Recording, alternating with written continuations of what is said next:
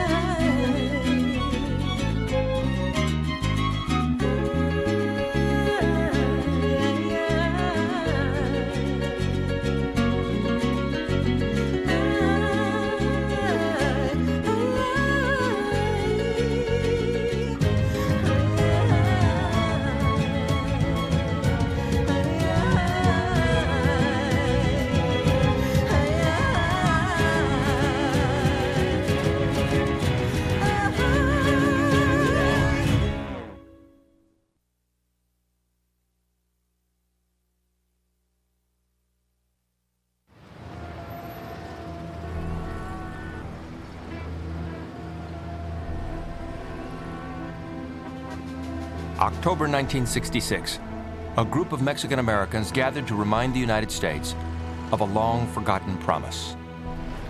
Calling themselves the Alianza, the Alliance, they met and claimed this federal land as their own, guaranteed by a treaty signed between the United States and Mexico.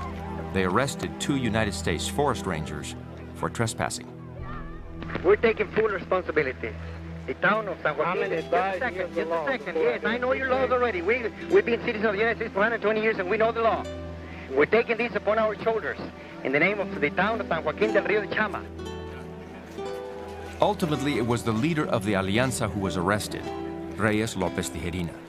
But he planned to use that trial to argue that, according to a treaty signed by the United States, the people of northern New Mexico legitimately owned the land.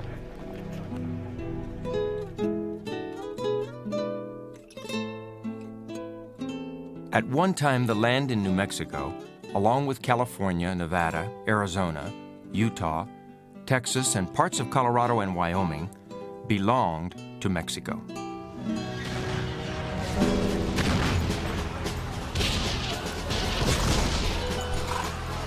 In 1846, the United States declared war on Mexico. 2 years later, the war was over, and Mexico had lost half its territory.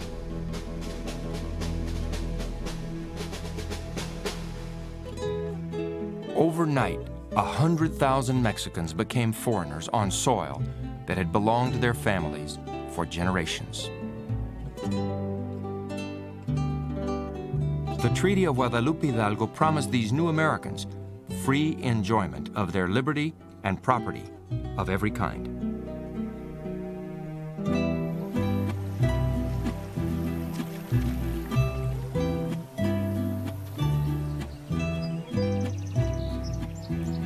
The land was sacred because your parents and grandparents were buried there. Some of your children were buried there. And you would be buried there. So the sweat, blood, and tears of generations have filtered into the land. So it is holy, it is sacred, sacrosanct. But the original land grants had been given under Spanish and Mexican law, which U.S. courts often did not recognize. Over the years, Mexican Americans lost their land to speculators, lawyers, and cattle barons.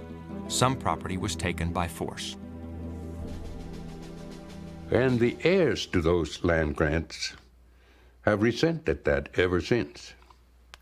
The Tierra Maria land grant was an immense land grant given to a certain Martinez from Los Ojos, New Mexico. And I understand that the land grant was sold for $200, a team of horses, and I don't know how many pounds of flour or something like that. But only one of the heirs signed the deed. The other heirs didn't. So the land grant was taken illegally. By 1960, millions of acres, including the Tierra Amarilla grant, had been taken from the original landowning families.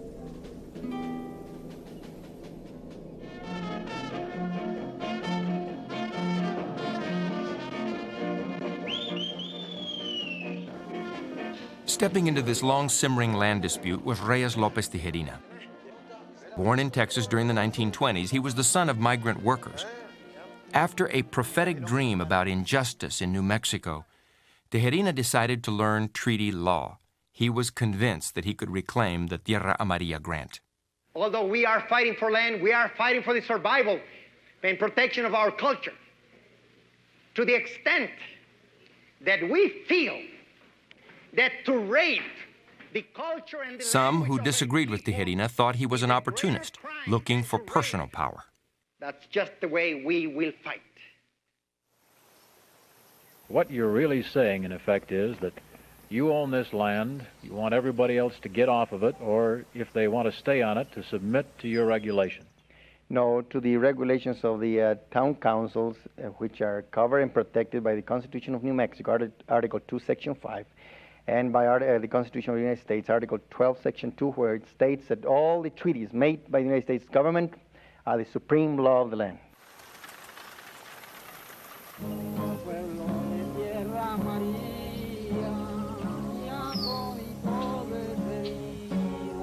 The people of northern New Mexico lived as tenants on land that once was theirs. In 1965, the Forest Service revoked half the grazing permits for small farmers, pushing them to the point of desperation. There was need for someone who could express their frustrations. When Tijerina, a former fundamentalist preacher, came along, he sounded like the Messiah himself. We are now waiting an answer from the State Department to claim what belongs to us. He was speaking the magic words.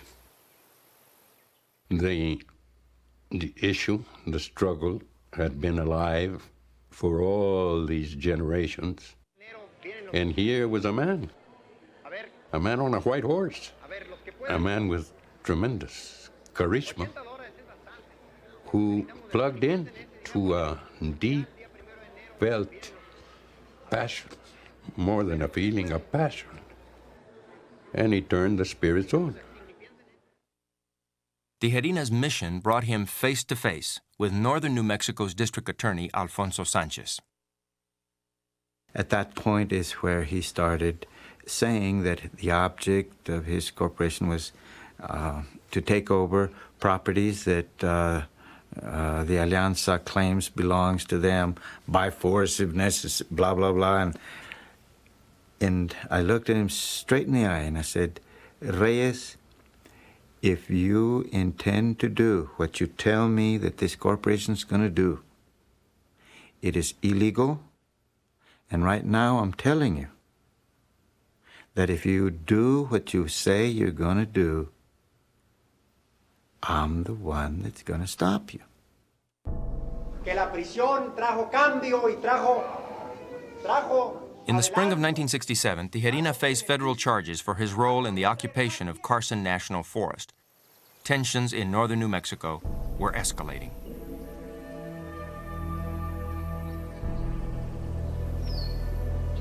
Forest Service fences were cut. Haystacks and barns were torched. The Alianza was blamed. I think that the action of Tijerina is matched by an equally violent reaction. For instance, I've had several ranchers come into my office and swear that they're going to kill someone. When Tijerina announced plans for a meeting to plot the Alianza's next move, Sanchez was convinced the group was preparing a showdown to reclaim the land. The district attorney decided to stop the meeting. I explained, if you meet and your object is to plan how you're going to take over property that doesn't belong to you, the Alianza or Tijerina or anybody other than the rightful owners, then it is an unlawful assembly, and I will prosecute you and file criminal charges against each one of you if later on it turns out that that's what you're going to do. So with excuses that we were communists and trying to take over the land, he confiscated files and blocked the roads and threatened the people. Anybody going to that convention would be arrested. This was getting out of hand. What if Tijerina were just a little bit successful? There were land grants all over New Mexico. And I think it was a real economic threat. Sanchez called for the arrest of Alianza leaders, but Tijerina got away. Those who were arrested would face charges at a hearing to be held the following Monday, June 5th, at Tierra Amarilla. It would be a day long remembered by New Mexicans.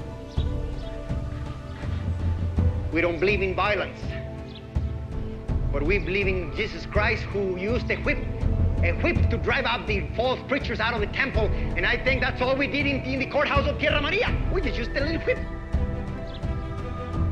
Tijerina and a group of armed men stormed the courthouse. They were there, they said, to make a citizen's arrest of District Attorney Sanchez for violating their right to assembly.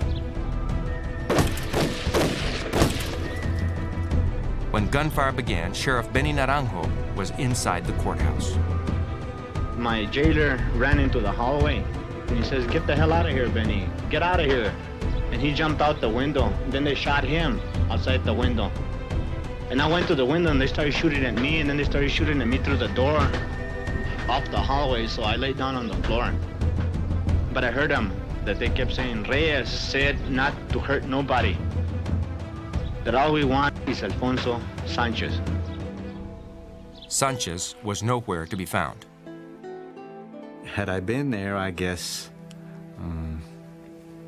those 100 bullet holes I wouldn't be here. A state patrolman and the jailer were shot and seriously wounded. Two others, a reporter and a deputy sheriff, were held captive all afternoon. My understanding is that Reies had tried to kind of calm down what turned to be an assault, and he wasn't able to. Because what he did, he just offered a vision to some people who were ready to fight.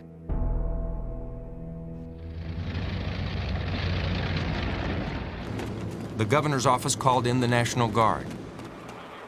Revolution, it seemed, had come to northern New Mexico.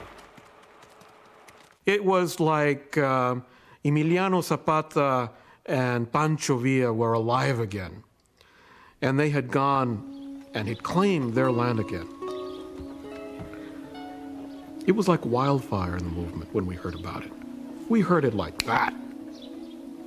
Among land grant people, there was kind of a victorious sense that finally, you know, our cause is out in the open, and finally, maybe we can galvanize the nation, such as the African American movement has done.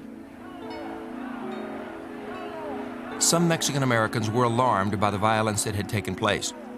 But Tijerina's actions fired the imagination of movement activists and inspired a corrido, a traditional ballad commemorating the event. It was at the county courthouse, Hamlet of Sierra Maria, June 5th, 1967, the county of Rio Arriba, a number of our race. After 10 days on the run, Tijerina turned himself in. He now faced state criminal charges.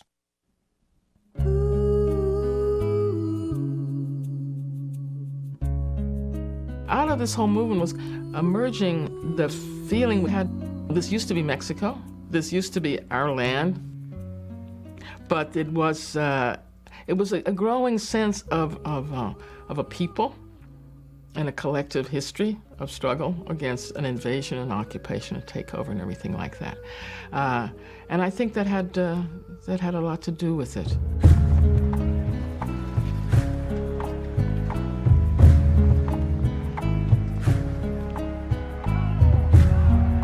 The struggle for land inspired urban Chicanos who believed the United States conquest of the Southwest had turned them into second-class citizens. Certain things you knew, stores you shouldn't shop in, movie theaters you probably best not go to, and still the synonymous sense that the word Mexican went with the word dirty. I remember as a child people feeling that the best thing they could say to me was, well, you're a Spanish girl, aren't you? And I'd say, no, I'm Mexican. I hated being Mexican. There was no respect, there was no status, there was no participation in the society. My father not speaking good English was an embarrassment when I would go to school as a child. Now, these were things that I wasn't able to intellectualize. These were things that I felt. We were walking around with a tremendous burden of being Mexican in a country that didn't want us except as labor. This is something that I'll never forget. And I'll never forget it because this was the evening that I asked my wife to marry me. Edward Roybal, one of the first Mexican Americans elected to Congress, experienced discrimination firsthand. And the policeman lined us all up, about 14 couples, made us put our hands up over our heads, and they went through our pockets. Then they asked each one of us to show credentials. I gave them my wallet, and after they looked at it, this policeman started to take my cards out of my wallet and drop them to the sidewalk. And then after he did that, he said, now you pick them up. I remember getting on my knees and picking them up. This is something, of course, that a man that had just asked his best girl to marry him will not forget. Our parents consciously chose not to share their experiences with us, their bitter, discriminatory experiences. They thought that it would embitter us, that it would create sort of a hatred within us that they wanted to prevent and protect us from.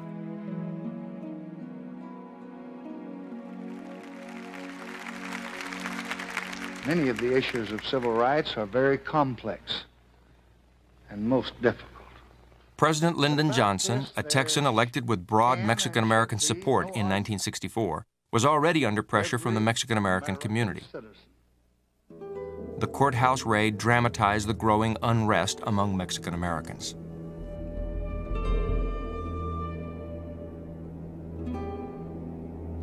The legacy of poverty and discrimination was abundantly clear. Half of all Mexican Americans had less than 8 years of education, and a third lived in poverty. Politically, they were underrepresented. In 1967, only 4 Mexican Americans served in Congress. Spanish-speaking people I think, need to get closer to their government and to get action from their government. And get action Johnson responded by creating a cabinet committee on Mexican-American affairs. For help in solving their very special, unique problems. I named Vicente Jimenez to the chairmanship of the committee. And that message came to me too, that, hey, you've got to do something, because here's this young radical group out there, they've got something on their minds, and I happen to believe that they're right. Establishment, you got to do something. And say to them, look, when you come to that particular area, you must remember that here is a... We walked this path to get to where we want to go.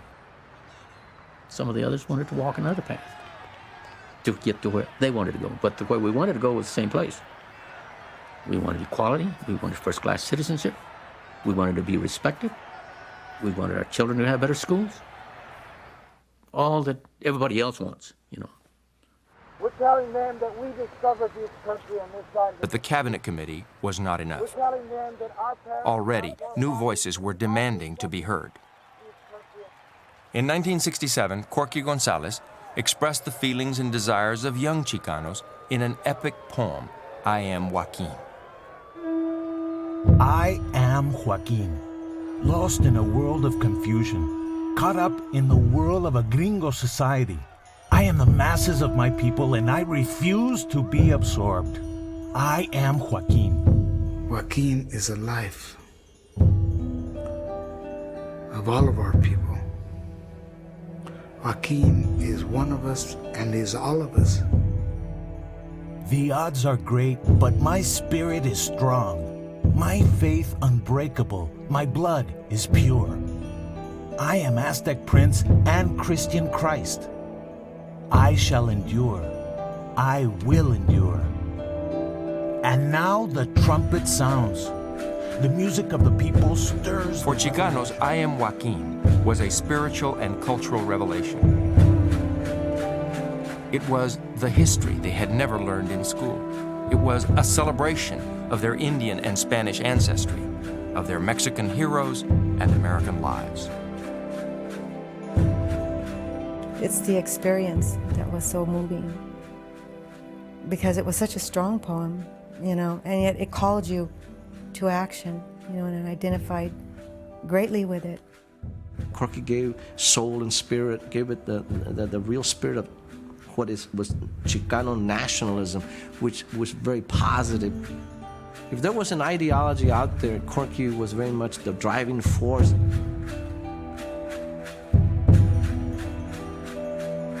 Well, once you teach a man who he is, and you give him pride in himself, you give him the spirit to stand up, there's no society he can't exist in. Growing up in the barrios of Denver, Colorado, Corky Gonzalez boxed his way out of poverty.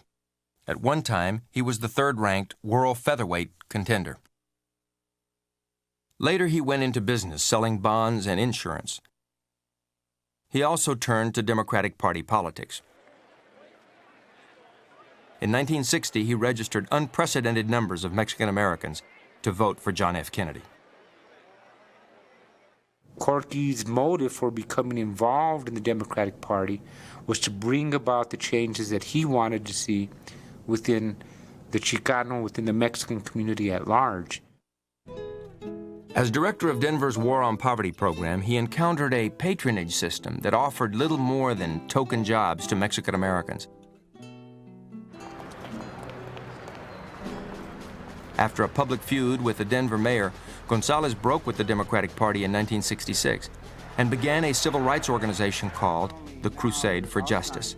He envisioned a Chicano enterprise independent of government involvement. As long as we're not antagonized, nor are the young people antagonized by people who don't show no respect for them. We as an organization were a nationalist organization, which means we put our priority on our community. We felt if Mexicans didn't stick up for Mexicans, no one else was going to. Our kids are just as smart as anybody else's kids given the opportunities. And we wouldn't be fighting so hard if our parents before us would have done what we're doing for our children. And they say, well, this is the way it is, you have to accept it. We found out we don't have to accept it. And our kids are not going to. We're not going to settle for this for our kids. We're going to work with them and teach them our new way of life, which is our right. Corky was a hell of an organizer, you know. I mean, this is a guy who was really making things happen in Denver. I mean, there was a full-fledged community organization that was very sophisticated for its time, operating out of Denver, Colorado, and it was all centered around this guy called Corky Gonzalez, you know, who was one of us. Corky Gonzalez would soon gain national attention for Chicanos. We spend in the so-called war on poverty in America only about $53 for each person classified as poor. Dr. Martin Luther King had made great strides obtaining civil rights for black people. Now, he wanted to address poverty with a multiracial coalition. King was planning a Poor People's Campaign in Washington, D.C. during the spring of 1968. He hoped to unite Americans of all colors under one banner to join in a common fight against poverty. Dr. King invited Corky Gonzalez and Reies Tijerina to be part of that coalition. Only a few weeks before the campaign took place, King was assassinated.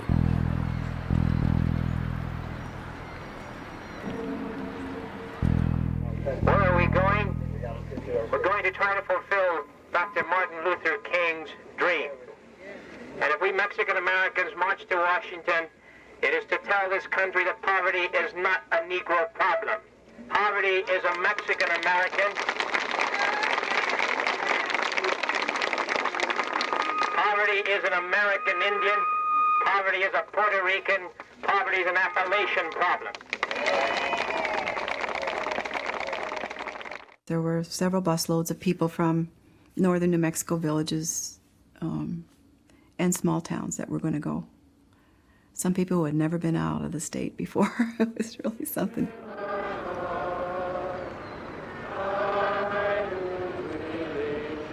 Seizing the opportunity, some Chicanos gave voice to the frustrations of their people. Everybody seems to be taking advantage of us, you know. Our Mexican-American brothers and fathers are the ones that go fight in Vietnam, and then when they come back, they have no jobs, they have nothing here to come back to. Reies Tijerina and Corky Gonzalez were leaders for the Southwest contingent of the Poor People's Campaign. The newspapers is speaking nothing but jobs, jobs, jobs. It doesn't mention land, it doesn't mention treaties. Tijerina viewed the campaign as a means of bringing the Treaty of Guadalupe Hidalgo and his land struggle to Washington's attention. I would like to state that the Mexican Americans from the Southwest have come here in support of the Poor People's Campaign, to be part of the Poor People's Campaign. Gonzalez saw a larger objective. He and his followers wanted to create alliances and draw national attention to Chicano issues. But the Poor People's Campaign revealed differences between the participating groups. Without Dr. King's leadership, the campaign was soon floundering. Chicanos became increasingly impatient with the campaign's lack of progress. Our rights as Spanish Americans and the Indian rights and the poor people, poor whites, are not being represented rightfully. I would like to say that there is no division in our ranks whatsoever. Reverend Ralph Abernathy, director of the Poor People's Campaign, tried to resolve the conflict without success. Chicano leaders began setting their own agenda. It's the Magna Carta versus the Supreme Court of the United States. It's the Indian people and 16,000... At the Supreme Court, Tijerina called for the recognition of Indian rights. So we are happy that we made history today. Ladies and gentlemen of Resurrection City, for 9 years, Mr. Attorney General, under the... We have 3 more things, and then I'll be with you. At the Justice Department, Corky Gonzalez grew impatient with administration rhetoric. Gonzalez challenged Attorney General Ramsey Clark. When you say there might be discrimination in housing, then that means that you are either naive or blind.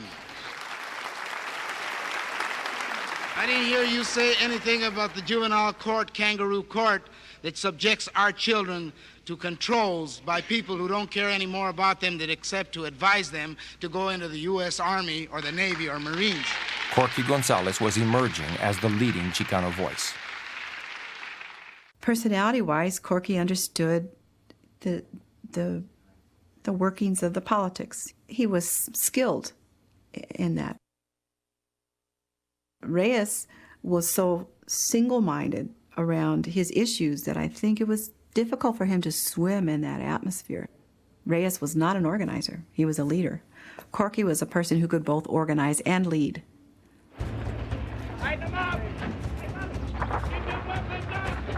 6 weeks after it began, the Poor People's Campaign came to an end. It fell victim to its own internal troubles and to a Johnson administration that had become preoccupied with the war in Vietnam to the detriment of domestic poverty issues.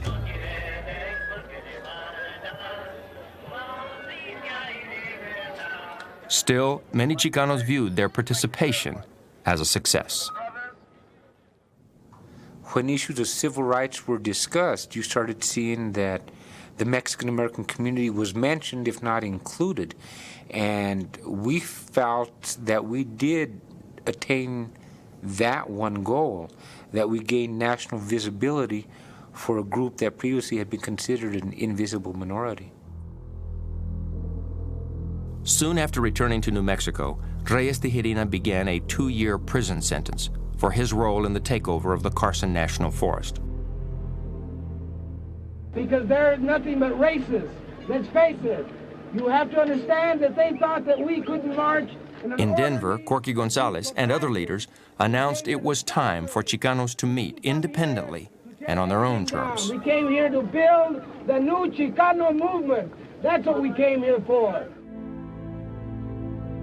The first Chicano Youth Conference was to take place at Denver in March of 1969.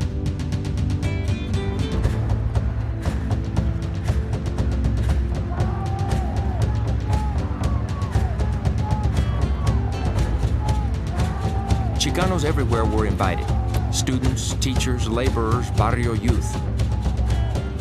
The coming event attracted considerable attention, not all of it desired.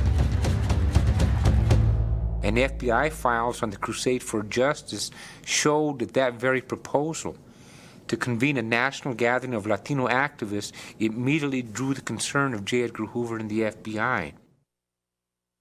At that particular point in time, we assumed that we were under surveillance, but we had not yet become paranoid. All the arrest, the persecution, and the attempt to destroy the movement through legal means had not yet taken full hold. The FBI predicted a poor showing, but the Los Angeles Times expected otherwise and sent veteran reporter Ruben Salazar to cover the event.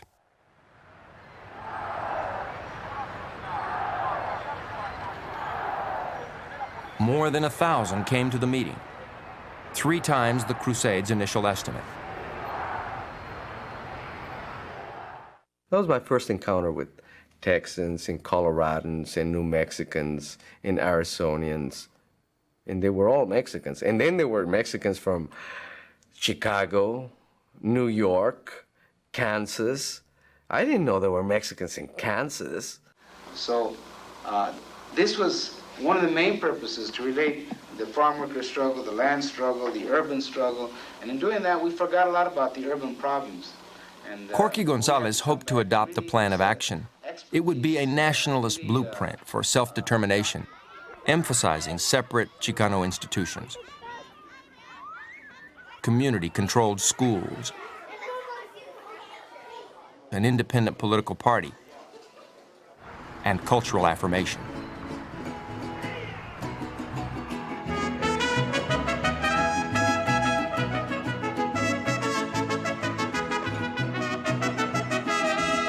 Every single session would be opened with a poem or with a song. There were dance, there was theater. It was rich, it was stimulating, it was alive and vibrant. The building was just pulsating with energy and music and chants and the excitement of all these young people together. It was very positive. The thing I remember most, however, is this workshop, a women's workshop, where, I guess maybe there's 50, 70 women together, Chicanas.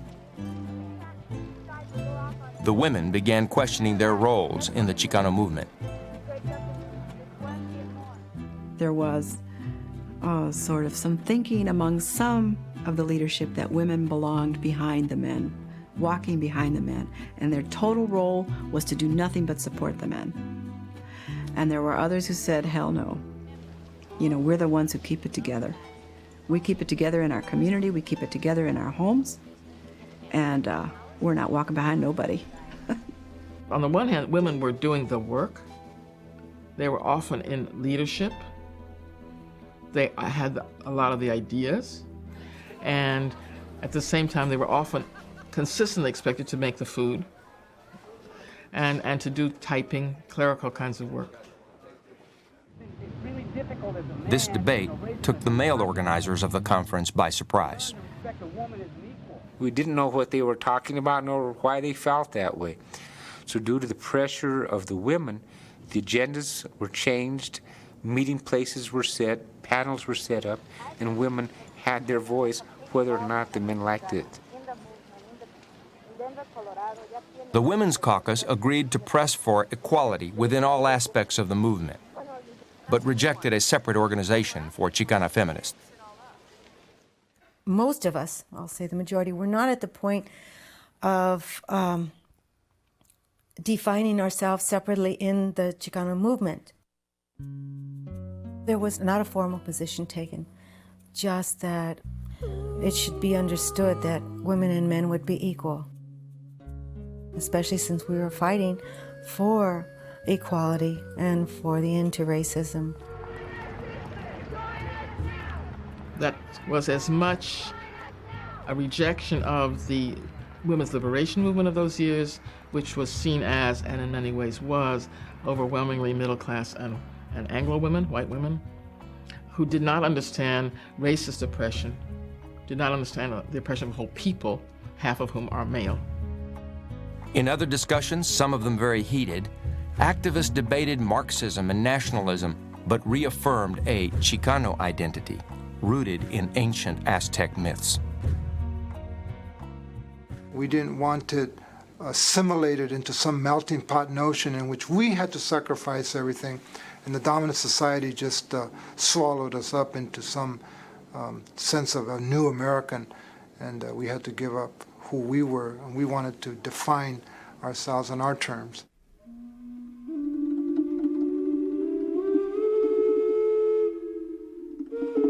At night, Alurista, a young poet, was hard at work.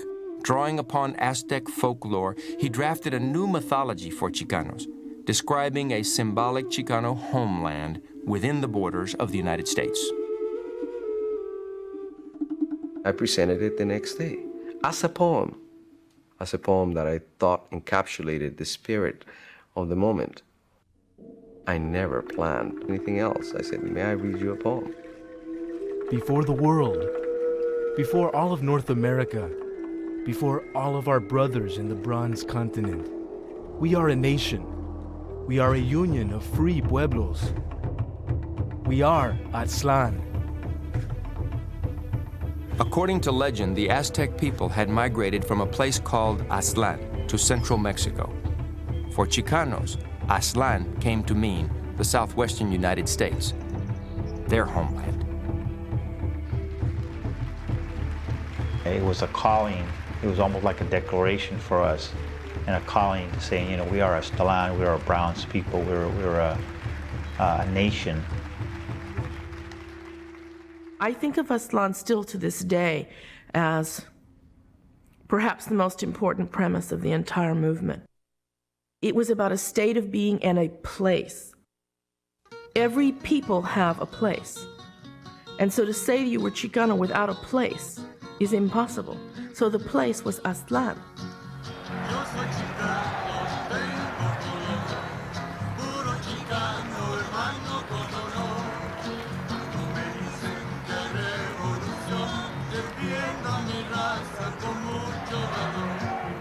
Aztlán became a call for political power, a call heard when over 1,000 Chicanos marched out of conference headquarters to the state capitol. There, they lowered the Colorado state banner and raised the Mexican flag. With our hearts in our hands and our hands in the soil, we declare the independence of our mestizo nation. To outsiders, it looked like Chicanos were turning their back on America. To Chicanos, it meant they were here to stay. It meant we were home. It meant this was our historic land. It meant this is where we were from. It meant we weren't foreigners. It meant we weren't wetbacks. It meant we weren't illegal aliens. It meant we were in our ancestral land. We had been educated under mythologies and myths that basically emanated and came out of the American experience. You know. Whatever you had, you know, whether it's Manifest Destiny or the Cherry Tree or whatever myths, you know, energize your culture, we now had something, the myth of Aztlán, it connected us all.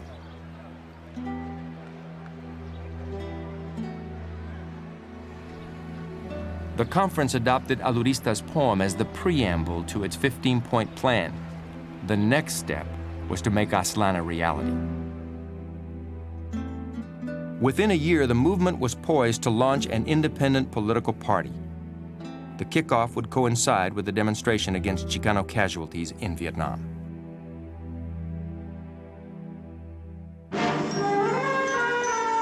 Anti-war demonstrators protest U.S. involvement in the Vietnam War in mass marches, rallies, and demonstrations. Central Park is the starting point for the parade to the UN building. President Richard Nixon came to office in 1968, promising to reduce American troops in Vietnam. Instead, he widened the war.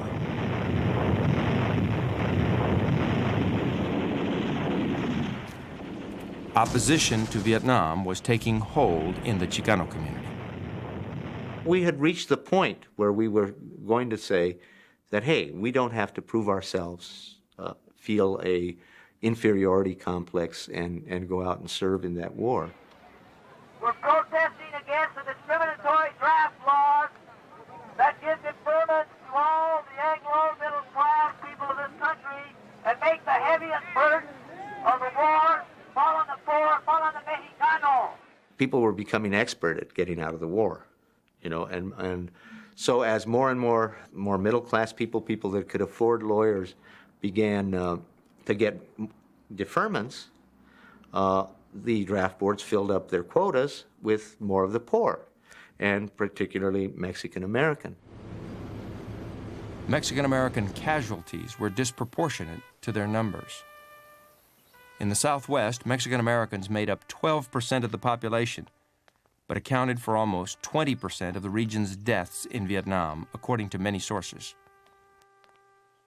There was some dissent in our community about whether or not we should be protesting against the war, but it was generally a generational division. Young people were pretty much against it. Students were almost completely all against it. At the same time, I have to say that there was a very strong military tradition in our community.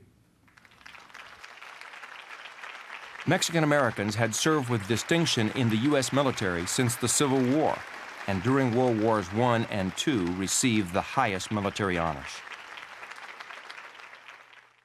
So there was and is a deep respect for the military in our community because it was one of the gateways, one of the paths that people took to gain an education, to gain some sort of self-respect. The problem was that the only places where we could go forth and claim a part of being American in this country was by spilling our blood. And the fatality rate is not consistent with the fact that we have so many inconsistencies as far as social problems here in Los Angeles, in our own nation, our own country. If you were asked to risk to die for something, what is it you believe in, and what do you owe to that country? You know, why should you fight over there when our main battle's over here right now? This is our land. This is our land. It's easy for the establishment to say, aren't we all the same? Aren't we all Americans? Well, obviously we're not. Otherwise we wouldn't be in the revolutionary process that we are in now. What, in your estimation, is the most serious problem? Los Angeles Times columnist Ruben Salazar had been following the Chicano movement ever since the Denver Youth Conference. Chicanos, in turn, were coming to respect his frank commentary. And when he goes in the army, he goes to... Salazar now joined Chicanos in vocal opposition to the war. Many of us are quite grateful that I, for one, probably would never have gone to college if I had not been in the army, thanks to the GI Bill. But the fact remains that we seem to lose more of our people in Vietnam in proportion to the rest of the population. A Chicano moratorium committee was formed to build momentum against the war. The idea came up, why don't we have a national meeting and start developing how we nationally do something against the war? So let's have our own Chicano moratorium. They held anti-war rallies in Chicago, San Francisco, Austin, and Houston, with a major demonstration slated for Los Angeles in August 1970. A moratorium march. Afterwards, Corky Gonzalez and others hoped to convene the first meeting of an all-Chicano political party. In many ways, the moratorium march was the apex of the Chicano movement. And it was a moment in which we all felt that we had to speak. And the war was the single most important issue that was confronting the country at the time.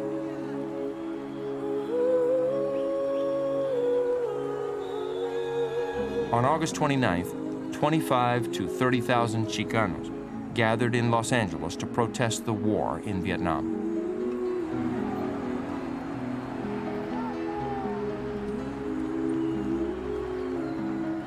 There was a couple getting married at the St. Alphonsus Church. They timed their wedding so they could come right out of the church into the march. Ruben Salazar was there, and he came up right in the middle of, right at Whittier and Atlantic, in the middle of the street, gave me a big thing. Well, you did it.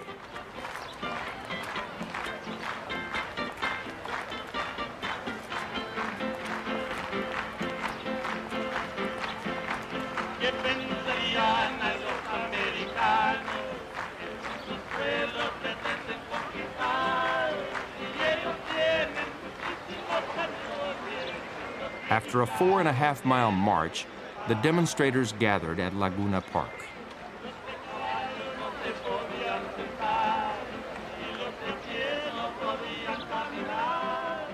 Everybody was there greeting their friends, greeting their families, people that they may, relatives they may not have seen in a long time that they happened to see August 29th. During the afternoon rally, a disturbance erupted at a local liquor store. According to the police story, some people went into a liquor store and walked out with some six-packs and went towards the park. And supposedly the shop owner called into the police. The police came and started chasing the people that supposedly took the beer, and the people ran into the park, and then the police wanted to go get them, but the people in the park wouldn't move out of the way, so they had to call more police and declare it an illegal assembly.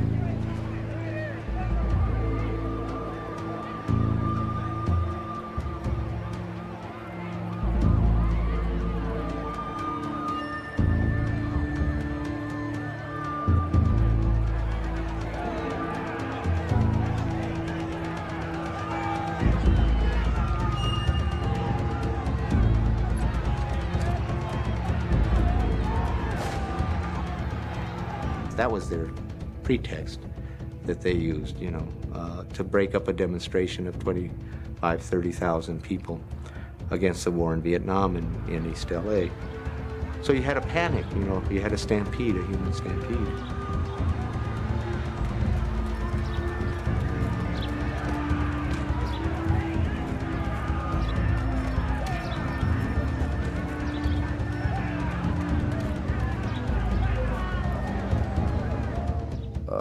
lot of destruction took place on both sides. The police called it a Chicano riot. The people called it a police riot.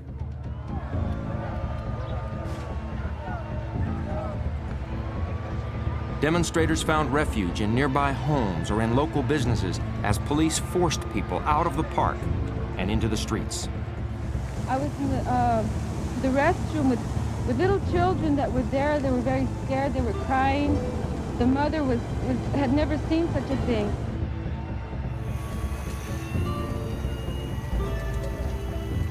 Deputy Sheriff Thomas Wilson responded to a report that an armed person was in the Silver Dollar Bar on Whittier Boulevard. When I approached the doorway, I knew I had a tear gas projectile in the weapon. I wanted to get something inside, and I wanted to get it inside quick. I attempted to aim up towards the ceiling to bounce the projectile to the rear of the bar. Some people inside never heard the orders to come out. Among them, Ruben Salazar. Sometime later, after the gas cleared, information was received that the victim, Mr. Salazar, was inside the location and had been injured. The officers investigated and they found that he was dead and was lying approximately 20 to 25 feet inside the front door.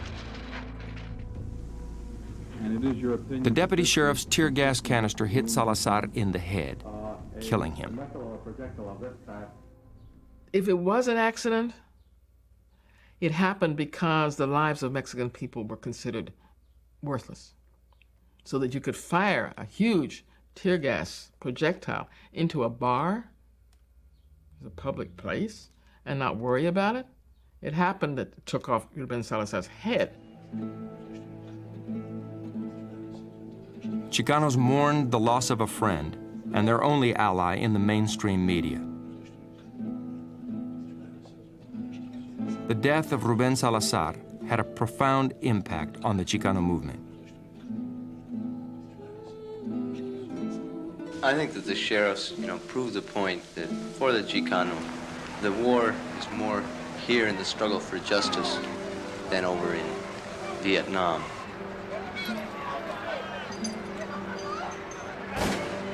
We had considered the possibility of violence, being that there were so many people, but certainly not deaths. 200 people were arrested, 60 were wounded, 3 died, and plans to create an all-Chicano political party were postponed.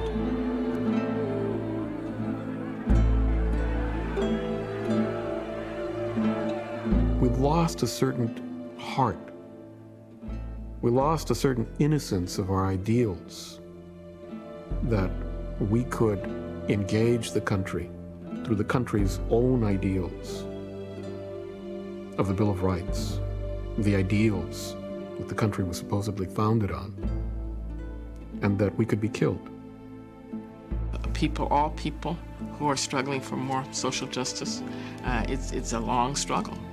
But there are traditions that get set, there are concepts that get established, there's visions that get put out, there's dreams that get dreamed. And just having those in our lives and in our minds is a victory in itself.